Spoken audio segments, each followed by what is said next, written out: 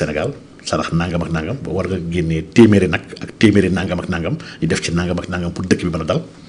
président léegi bu amul benn levier par rapport à ça budget boobu fan la war a génnee dafa war a créer dañu war a inviter le président à être faux dans ses déclarations ñi def ay dépenses yoo xam ne en faux wala ñu war a permettre président moom benn ligne bi yoo xam ne y a ces choses yu ne kët ne jonn y a une catastrophe bu xew fële à Bakel wala à Kidira et que mun ñu xaar ay rigueur budgétaire président war a génnee 500 millions def ko foofu mais yii tàggoowul te xaarul coow li kat mooy du question ndax président war na am wala warul am la responsabilité du président ñu war a indexé quand le président est responsable fonds yooyu du ko jël di ko def dans des choses yu ñàkk fayda du ko utilise tamit ci jéem a geraate ci tappale gars yi ils te disent que non fonds politique yi président bu ko amee dafay tax ba trophée de guerre la bu muy mën a amee mais loolu c'est totalement faux au contraire dafa am lu gën a grave li xam ne dans tous les pays africains mooy trophée de guerre yi mooy le marché public les présidents dañuy jël les marchés publics di woo seen ay ministres obligé de joxal ma diw marché ak joxal ma diw marché parce que le code prévoit ay marchés yoo xam ne par entente directe yoo xam ne amul benn amul appel donc le président a 1000 moyens d'enrichir ku ko neex ñu jàpp ni fonds politique kese lay enrichir fonds politique bi xam ne matul 10 milliards ñu ngi nax seen bopp donc man jàpp naa ni nañu dellu si à la raison 2 ans et quelques kenn wax ko fonds politique ba léegi tout le monde s'est accommodé à ces fonds politiques là waxuñu ci dara parce que c'était ensemble ñàkk àndandoo bu mu andi ñàkk gore man le président dama gëm ni fonds yi dañu ko war a yokk yóbbu ko à 10 milliards sax en réalité jox ko président et loolu war gis laaj président benn compte. kon yow gëmoo exigence de transparence bi ñu ciy wax. transparence sur les budgets des institutions ak des organisations oui dafa war a am transparence il y a une loi sur ça mais lii dafa nekk benn il faut forcément des exceptions par rapport à une loi. il faut les garder secret quoi. waaw il le faut il y a des choses yoo xam ne ñun su Wade. et même su Macky fonds politique fonds yooyu nekk palais mais liggéey dafa ay liggéey yoo xam ne sauvé na fi ay dëkk. en Palestine. avec l'ambassadeur palestinien man li may xam dama si xam dara par rapport ak fonds politique yi nga xam ne état Sénégal jëfandikoo na ko même sous Macky Sall. et tout près en Guinée-Bissau. en Guinée-Bissau fu ne maanaam ces fonds là fonds de souveraineté la bi nga xam ne war nañu ko bàyyi à l'appréciation du président de la République le président de la République nag du n'importe qui ndax ki nga xam ne da nga ko jox même le conseil de défense et de sécurité mu nga ko bàyyi ak loxoom muy décider lu ko neex en matière de défense te laajoo ko la ngay décider si défense boobu kooku wax dëgg yàlla pour quelques miettes de milliards. warul nekk lu problématique quand on sait que cette personne-là travaille pour nous et travaille pour l'intérêt du Sénégal et travaille même à faire du lobbying pour l'image du Sénégal international donc il y a des choses yoo xam ne gëm naa ne c'est l'état profond du question de waxu pénc mbiru état lépp warul nekk ci pénc bi donc fonds secret yi man sama position vraiment mosul changer gëw ma ñu dindi ko d'accord ma ñu dindi ko d'accord ma tamit ñu yaatal ko di ko jox n'importe quelle autorité président kese ko war a am kenn waru ko am dans l'état et président li mu am chaque fin d'année war na defar benn synthèse booy ne li laa dépensé sama fonds yi ci at bi yëpp et loolu par souci même par élégance sax war ñu ko di ko contrôler par pièce di ko xool vraiment lu ñu war a jël la làq ko et puis avancer. alors concernant fonds yi Ousmane Sonko wax ne am na ko parce que moo ko annoncé woon à l'Assemblée mais coow jëp na depuis la sortie de l'ancien ministre Aly Ngouille Ndiaye bëri na tey ñu ciy bind par exemple Youssou Diallo maa ngi koy nuyu au passage mu ngi fàttali même Souleymane Jules Diop que à la primature c'était souvent des transferts courants mais officiellement fonds politique amul. li tax Ousmane Sonko itam def déclaration boobu wax ne am na alors que dafa doon wax ne amul peut-être ku ko wax sax dina la porter plainte. am na itam ñu mu jaaxal yow lan moo ci sa conviction il aurait peut-être utilisé des fonds yu dul fonds politique def ko fonds politique. wala am na leneen lu ciy xew. bon ak Ousmane Sonko vraiment mënuma wax lii la wala lee parce que Sonko déjà ñu laar la xam nga quand on ne sait pas mënuma jël sa ay wax pour argent comptant wax dëgg yàlla. il se peut que sax du fonds politique c'est un benn fonds la d'aide bi nga xam ne il y en a dans man à la présidence en dehors des fonds politiques il y a un fonds d'aide qui est là-bas. bi nga xam ne laissé à l'appréciation man nag ñi fa nekkoon. nga xam ne mën nañu répondre à des aides qu'on nous a demandé mën na nekk loolu mën na nekk tamit fonds politique. vraiment man wax dëgg yàlla aw ma ci xalaat aw ma ci xam-xam li ma leer daal mooy titre 6 mu gis ñenn gars yi di bind di wax. titre 6 wax dëgg yàlla c'est pour des organes qui ont la personnalité juridique. titre 6 moom vraiment loolu du fonds politique wax dëgg yàlla. te nag fonds politique ndax am na ko Ousmane Sonko moo taxaw assemblée waxal ko boppam. ne am naa fonds politique. joxe montant bi ba mu ne wax naa la porter plainte dafa bañoon ne 9 milliards dafa ne amul 9 milliards. ok yi ma jàmbal waxoon. waaw moom 9 milliards la wax ne aw ma ko te képp ku ko wax dina la porter plainte waxul ne aw ma fonds politique. donc vraiment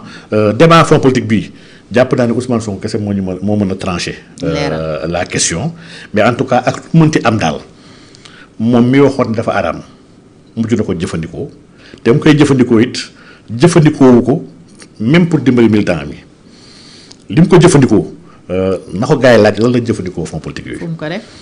na ko gars yi laaj man jàpp naa ni quand on administre des fonds pendant lu pour 2 ans nga ci administré ba ku mel ni Abdourahmane Diouf nee dafa woon sax laaj ay dolli. rallonge. waaw war nañu ko laaj parce que faju si ay xale yu bëri leen doon faj ñun xam man à la présidence on prenait en charge. mooy ñi ñu jàppee martyr. les victimes là de 2000. ñu gaañu ñi nga xam ne leen gaañ. ci jamono répression bi amoon diggante 2021 2024. man j'en connais beaucoup ñi nga xam ne ñu si bëri ak ñoom Fatima Mbengue bu may déggee xam na li may wax am si ñu bëri ñi nga xam ne à la présidence ñu on couché ça. Au nom du président de la République. Au nom du président de la République. Le président de la République a évacué man def naa évacuation yoo xam ne c'est des gens yoo xam ne des militants de Pastef. des gens yoo xam ne sonn nañu ci xeex bi am nañu ay laago wala ay gaañ-gaañ yoo xam ne on les a fait sortir ñu yóbbal leen ay Espagne ñu yóbbal leen ay France ba ci Maroc pour faj leen et loolu c'est avec les fonds politiques du président de la République lañ ko doon defee. donc pour dire que di jàpp ni fonds politique daf koy jël yóbbu ko jagañaaw jox ko ñëpp gaa yi lekk ko man ba may nekk en tout cas présidentiel le président fonds politique yooyu mu ngi ko utiliser si ay sénégalais lambda même ay nit yoo xam ne xamuñu leen ñun politique ñu ni Dadan ni Dev le président les aider parce que le président nag doit aider di nga soxna Fatou. président fii ñun suñu dëkk yi dañ koy xoolee ki nga xam ne mooy héritier wu buur yi. mooy kilifa gi mooy kilifa réew gi. moom la ñuy woowee sax borom réew mi. kilifa réew gi. mais dafa war a faj ay soxla. warul toog ñi koy diis ay soxla du ko mën a faj. te kilifa sax dañ ko war a yaakaar. waaw ku ñu yaakaarul daal yaakaaruñu ko weguñu ko ragaluñu ko kon daa matul kilifa. donc vraiment pour dire que à la présidence en tout cas man les fonds politiques moom xam naa naka la ko président doon jëfandikoo yi ndax pour te dire pour ma jox la information. peut-être je vais dire nee koy woowee journaliste sax. scoop ñu yor scoop. fonds politique bu président. boobu ñu may nommé man président mos ko utilisé. xamu ko woon sax laalu ko. boobu may ñëw te man ñëw naa 1 mois et quelque après sa prestation de serment pour dire que le président saa yaram xamul woon ñaata la. man maa lijjanti saa yaram pour ñu koy virer pour dire que le président a un rapport sain à l'argent li moom mun naa ko seedeel ndax yàlla moo ñu obligé ñuy seedeel nit li ñu ko xamal.